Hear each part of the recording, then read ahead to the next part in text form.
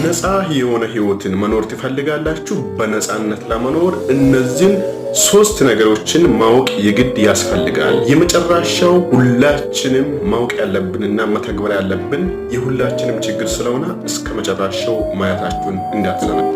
አንደኛ፣ ነፃ ሆኖ ለመኖር ራሳችሁን ከሆናችሁ በላይ ማሰብና ያንን ማንነት ማንጸባረቅ የለባችሁ። ስፔሻሊ ሶሻል ሚዲያ ላይ ስትመጡ ራሳችሁን ከሆናችሁ በላይ ስታመጡ ብዙ ሰው ወደ እናንተ ማትፈልጉት ሰው አፕሮች እያደረገ ይመጣል። የእናንተም ህይወት አደጋ ላይ ይወድቃል ማለት ነው። ስለዚህ ወደዚህ ስትመጡ የራሳችሁን ትክክለኛ ማንነት ይዛችሁ መምጣት ያስፈልጋል። ሁለተኛው ደግሞ ራሳችሁን ከሆናችሁ በታች ማሰብና ማንጸባረቅ። የራስህን ማንነት፣ አቅምህን፣ እውቀትን ዝቅ አድርገህ ስትመጣ ለሌሎች ባሪያ ትሆናለህ፣ ሌሎች ይጠቀሙብሃል። ስለዚህ የራስህን ማንነት በሚገባ ማቅረብ እንጂ ዝቅ ማድረግ በፍጹም አያስፈልግም። ነፃነትን አታገኙ።